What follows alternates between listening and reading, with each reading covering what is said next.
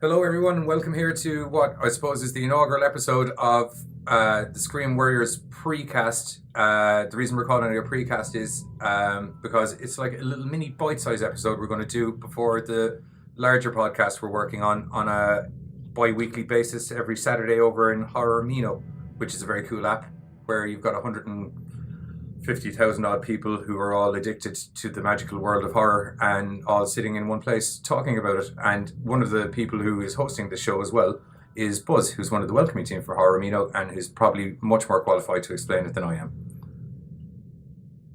Thank you, Johnny. Yeah, I'm the welcoming team leader, also events organizer and newsroom editor of Horror Amino. And what Horror Amino is a social media-based community. We're currently sitting over 145,000 members worldwide.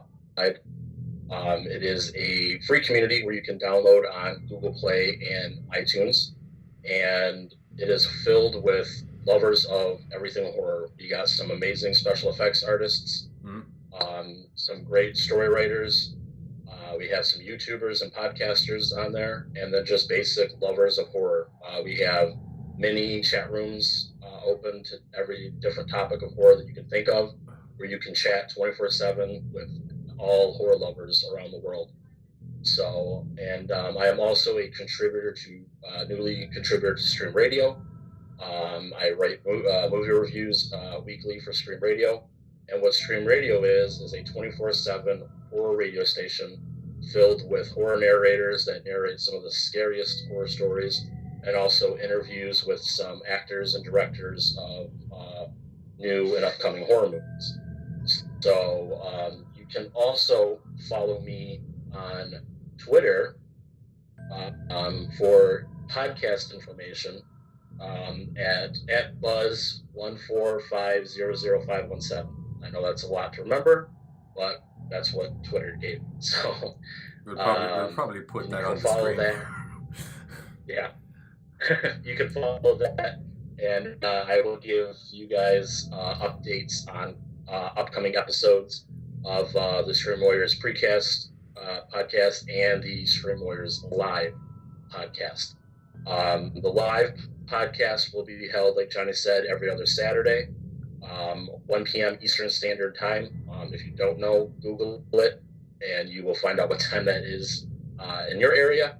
6 p.m. GMT. Yeah. So I'm sure you can figure it from there.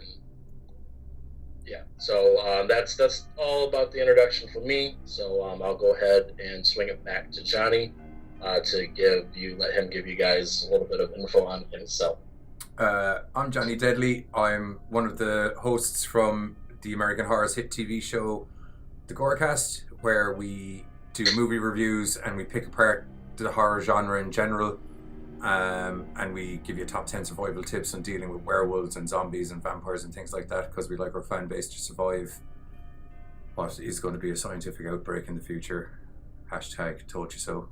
And we're also over on Twitter, where you can catch us at the Gorecast, and we're on Instagram, where we have loads of very funny promo videos and stuff like that for each episode to come out, and that's at the _Gorecast, and we're on Facebook as well, where you get loads of random bollocks off us, basically, because we're always on there.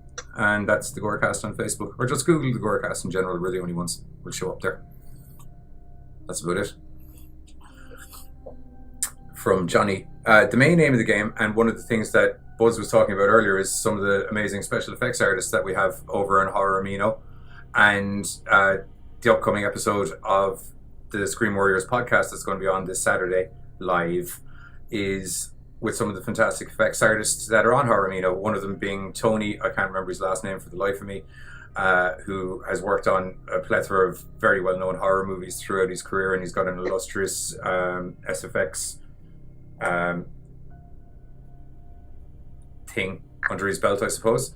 And more important, and we've got a couple of up and coming SFX artists. Sorry, I forgot how to speak English there for a moment.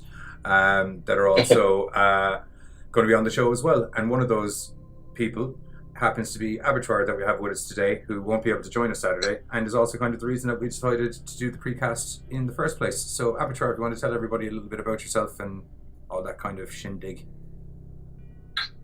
Hey guys, I am a self-taught special effects artist from Colorado.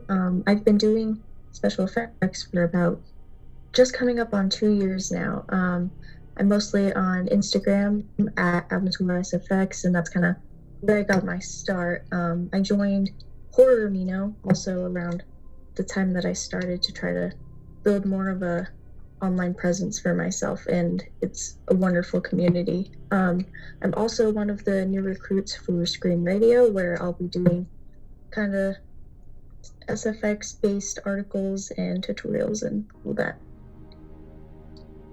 That's awesome. Well, thank you for joining the podcast today. I really appreciate Yeah, thank you for having me. No problem. So, one thing I was really interested in is wanting to know where do you get, especially like being a self-taught artist and only like doing this for about a year or so, like where do you get your inspiration for your different looks? It's kind of hard to pinpoint a specific thing that gives me inspiration. One of the reasons why I got into the horror community was to get sort of inspiration. That's probably special effects is probably one of the only reasons that I became a horror fan and became part of the community. Otherwise, just looking at other people's work and kind of feeding off of that. It's kind of funny that you mentioned that because you kind of reversed engineered how you kind of got into special effects, because it's a lot of people start watching horror movies and they get into the special effects from watching horror movies, but you've started doing special effects and started getting into horror movies to find new ideas. Yeah, because mostly people start out with the horror movies and all that, and normally you find people with cool stories of how they got into horror when they were a kid and been fascinated with that ever since. But I think it was kind of the opposite for me. Seeing stuff on TV and The Walking Dead in particular, it was kind of like a turning on the light bulb kind of thing for me. It was like, how do I learn how to do that, and how do I get to that point where I could be sort of a figure in the horror community as a makeup artist. I think that's interesting. You said that. I think a lot of the fact that there's so many horror TV shows and stuff out now, it's kind of widened out the audience a lot in the last couple of years, I think. Right, and the opportunity to reach more people, especially like myself, who'd never get into horror with horror movies or anything. I was such a little chicken as a kid. I would never ever would have gotten into this if it weren't for some of those TV shows that I'd watched. What how long does it normally take you to like do one of your effects, and like the process that like do to kind of to get it started and like from beginning to end? It kind of depends on what I'm doing. Obviously the heavy gore and stuff actually takes a shorter amount of time for me to do than the painting that I've kind of gotten myself into. It mostly takes a while because I don't really know what I'm doing. So I gotta try to figure out some techniques that work for me and stuff like that. I think if I'm doing gore, the average time would probably be 2 or 3 hours. And then for painting, probably 4 or 5 hours. Yeah, you have like looking at your Instagram and the stuff that you've been doing on Oramino, like your painting stuff is just like breathtaking. Like it's Thank you. Amazing. And that's kind of cool to hear too, because I mean, I have pretty much no background in art or anything. I think I took a few over the summer, like art classes for kids or whatever when I was younger, but I sucked at it. What was the first thing you actually did, out of curiosity? Just seeing as you were saying The Walking Dead and stuff, what was like the moment where you were like, okay, I'm going to go do this? Well, I don't know, because watching The Walking Dead for the first time, I think that came out in 2010. So I was around 9 or something. Oh wow. because Yeah. I didn't really start special effects until 2 years ago. So I'm not sure why it took however many years to actually get into it. But I don't know, it was kind of just like a switch around Halloween time. I was like, you know what? I'm just gonna start doing it now. You kind of just got into just did a really cool Halloween costume and I really enjoyed that. Yeah, I mean, I actually didn't really have a Halloween costume that year, surprisingly enough. I just kind of got into it and I was like, yeah, I'm gonna do this for Halloween. I'm gonna have such a cool Halloween costume, and then it just escalated from there. That's cool. Yeah, if you like I said, if you look at your stuff that you put on there, there's no, like, I would have never have thought before talking to you and hearing kind of your background, there would have been no way in hell that I would have thought that you were only self-taught and only at this for about a year. It just blows my mind about how much you've progressed in a 12-month span to be putting out the stuff that you've been putting out. It's just amazing. Well, thank you. It's crazy to be at this point, and it's like I never thought starting out that I'd ever be here in such a short amount of time, or at all for that matter. Out of curiosity, Like, no, you can go, dude. what is your favorite effect or anything that you've done, like one of your most favorite pieces, and maybe your inspiration behind it, why it is your favorite? Gosh, it's kind of hard to pick a favorite because there's a lot of them that I like but would like to do over, or just didn't have the skill set at the time to do it properly. There's this one makeup that I did. I had my dad's saw cutter thing, and I had a fake hand, and I had my wrist through a hole in a wood plank, and I had the hand cut off makeup. Yeah. If I would have had more time, I think it would have been a lot better, because let's be real, it kind of sucked. But I think I only did that makeup in 20 minutes. Wow. So if I would have had the full couple hours to do it, I think it would have turned out a lot better. And that's one of the ones where I wish I could go back and do it over. With the amount of time that you've put into some of those effects, and as you said, some of the heavy gore effects can be hard work. What's the hardest one you've had to do, out of curiosity? Because there's been some very intricate ones on your Instagram feed. I think the more intricate they get, the easier they are for me, because there's more stuff you could play around with and more stuff you can mess up on and try to fix. The cut-off hand one was obviously one of them. I think the other one where I had the exposed brain makeup, I think that was another one where I kind of had to figure that out too, because I wasn't really sure how to go about doing it, but I don't know, it kind of turned out. Oh, it looked very cool, yeah. Thank you. Did you find that, was that a real kind of head breaker or mind melter? Mind melter, I suppose, would be a more apt.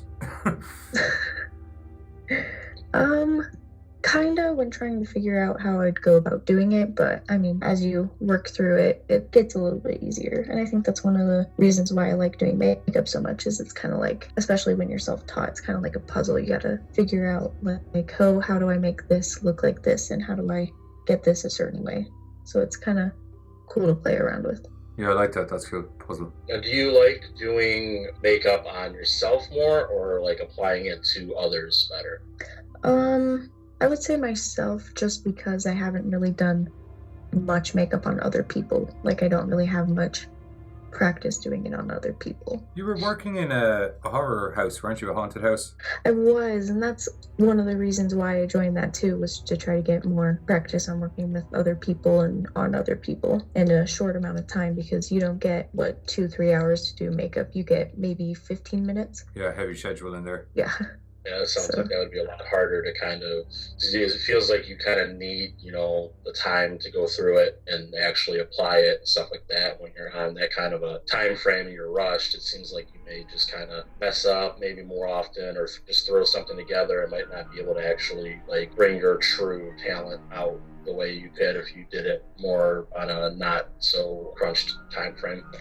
Yeah, and I think, that's one of the main reasons I joined the haunted house anyways, was to try to get more experience working in a shorter time frame, because realistically, when you're working with other people and stuff, you won't have all day to try to get an effect the way you want it. And if it doesn't end up working out the way you want it, you have to learn how to fix it and not give up if within that short time frame. You gotta it's more of that puzzle aspect of it that you gotta try to work through things that you wouldn't have otherwise tried to work through. To get into the horror movie side of things for a minute, as we mentioned earlier, that you kind of reverse engineered everything. What's been your mind blowing horror movie effect that stood out for you in your investigative studies, I suppose would be a good way of describing it?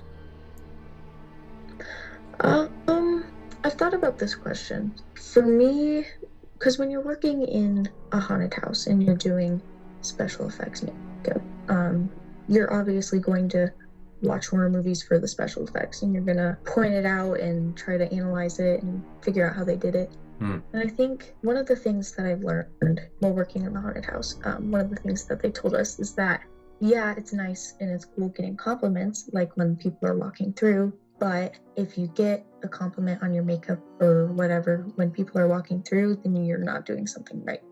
It should be selling the whole experience of being in the haunted house. They should be in the moment, like completely terrified, and special effects and the makeup and stuff should be a thing that ties into a whole experience.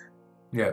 So if the makeup is really obvious and it's like, oh yeah, that's a good effect, it's better in my opinion to be completely like wrapped into a story and wrapped into the acting and everything, where it's like you don't even notice that it's an effect anymore. You just are in the story and you're like, wow, yeah, that helps it make it real.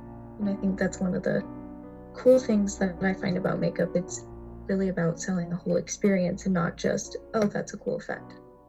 Oh, okay. Well, on that note of it, out of the movies that you've seen, is there anything that has had a standout experience for you like that? I mean, I don't really know. It's kind of hard to say because, like, I haven't been in the horror community for so long, so I haven't really seen A million a whole movies. lot of Well, that's fair enough.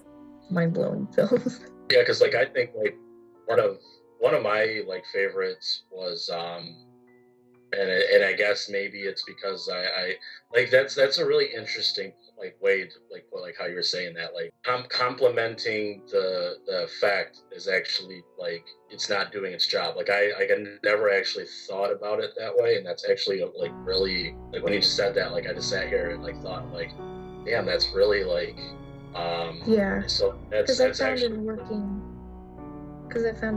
in the haunted house and all that, it's, you find out it's a greater compliment for them to be absolutely terrified by the end of the experience and then start to think about the acting and the makeup and stuff rather than them just pointing it out while they're in, going through it and in the experience. Well, you see, with the haunted house as well, the haunted house is a live action experience.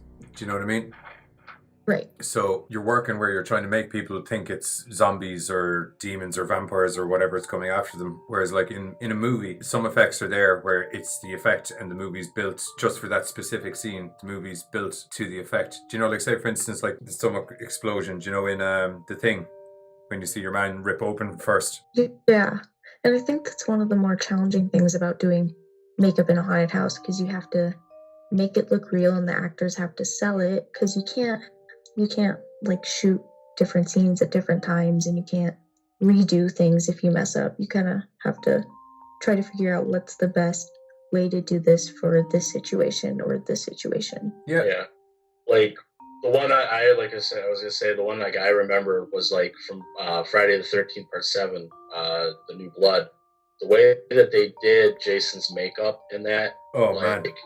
you could see his spine, his back, and you can see his kneecap actually as he walks kind of come apart like as he's walking. Yeah. And like that's like kind of where you're going. Like you really think that this guy almost looks like he's a walking corpse.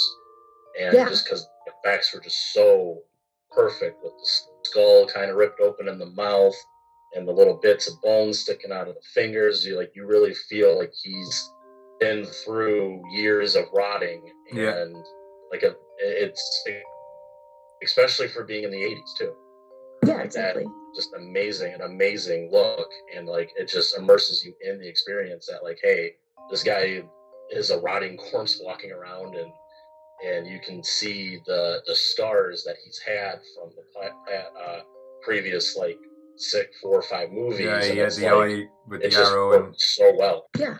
So it's kind of more like selling the whole experience and not just the makeup.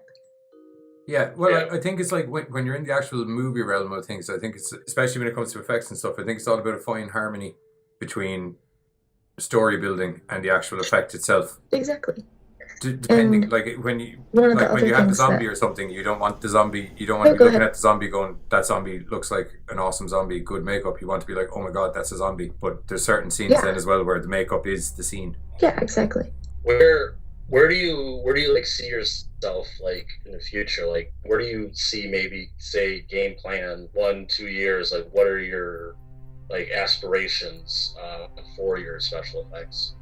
1-2 years, I honestly don't really see much of a difference. Like obviously I'm going to get better at makeup in general, and I'm going to find new techniques that work for me and hopefully get into prosthetics. But as career wise, I don't really see myself going far into in a couple of years, because it's like with those type of careers, you need time to build up your reputation and build up a portfolio and go to school. So it's And I mean, I was just mainly saying like the 1 or 2 years for like an example. I mean, you can obviously go past that, like yeah.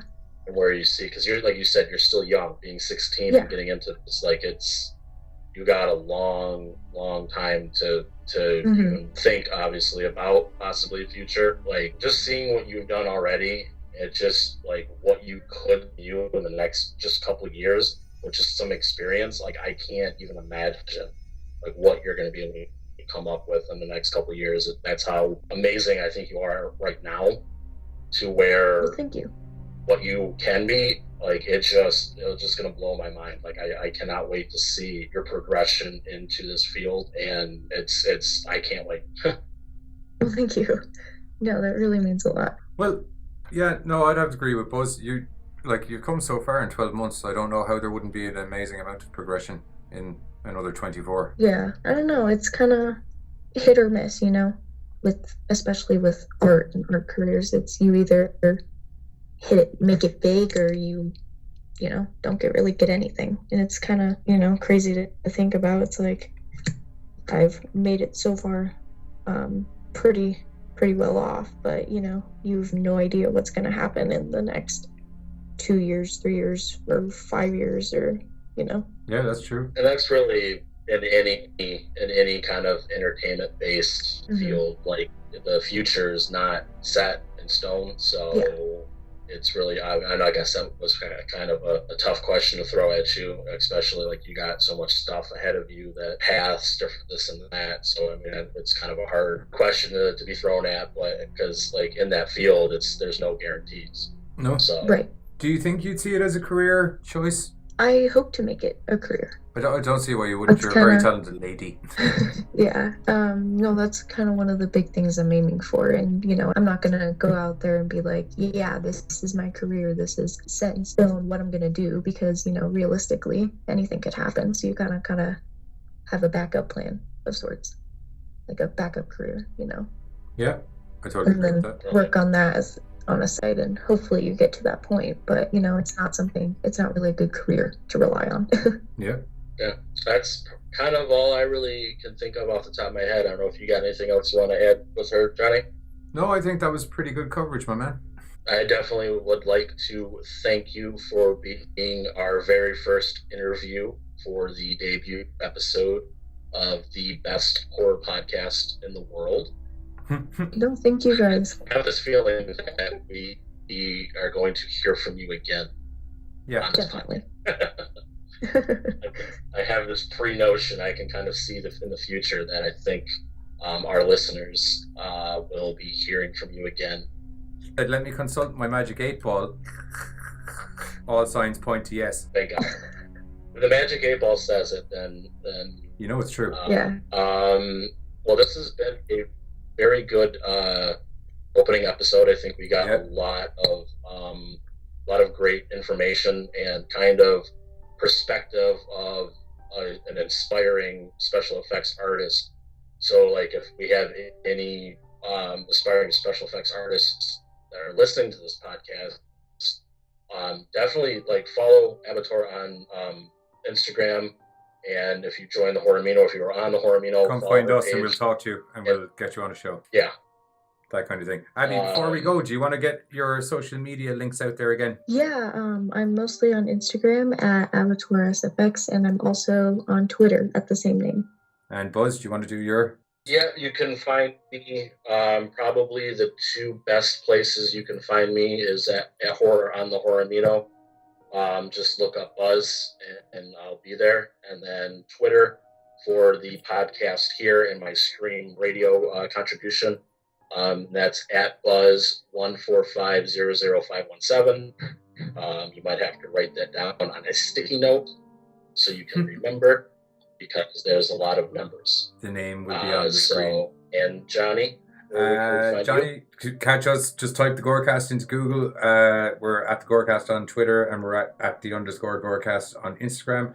And season 2 of the Gorecast is coming back to American Horrors Sunday, June 24th, which is the Sunday after you hear this podcast. So make sure to come over and watch it. It's going to be hilarious. Yep. And we have the live podcast coming up this Saturday on Horamino, starting at 1 p.m. Eastern Standard Time. 6 p.m. GMT. We will have Johnny, myself, Tracy, who is the head honcho of station radio, and also we will have a few special guests in the special effects world. Like Johnny said, we will be having Tony, who has worked on very many films with special effects. Very, very many. And we're just going to go ahead and have an open chat podcast, kind of a live podcast. We're just going to go through, hear some stories, and just talk horror, which and is what everybody here loves. We're going to have Tyree on as well. Yeah, you can check her out on Horamino as well. But we'll probably try to put some links, possibly in the. We'll have links for everybody in the description below. We're missing someone. Zombie Love as well. We have Zombie Love on as well. Zombie Love as well. Yep. She's very cool. Those are going to be our 3 featured guests: Zombie Love, Tony FX, and Tiriana FX. The rest of the cast will be there to kind of guide ourselves through the podcast. So that's pretty much it for the first episode here. Yeah. Make sure to join us Saturday, 1 p.m. EST, 6 p.m. GMT, and be in the live chat. And the links for all the Horamino app downloads will be in the description below as well. You will be able to text chat us while we are doing the live podcast. So if you want to text anything, any questions, you can go ahead and follow along with the text chat there, and we'll maybe read some of the text during the live podcast. Myself and Johnny will be monitoring. We will. I checked the Magic 8 Ball. It said all signs point to yes as well in relation to that question, Buzz. Yeah. Yeah. The next podcast, the precast podcast, probably be out in about 2 weeks, because we're going to be doing this one also every other Tuesday. Right now, our plan is to have Homicidal Homemaker as our guest, and we will be doing some. Keep it as a surprise. Keep it as a surprise. Horror-related food topics. That's the best way to put it. It's a surprise, people. You got to tune in. Yeah. You don't. It's not going to tell you what, but we'll be cooking up some horror nummies. Yeah, that's it. So, horror nom noms. That's a good way to end the show. Horror nom noms. Okay. I appreciate everybody for listening to the debut episode. I appreciate everything my co-host Johnny has done, and I definitely appreciate our special guest for joining us today. No, thank you guys so much. We will catch you on the flip side.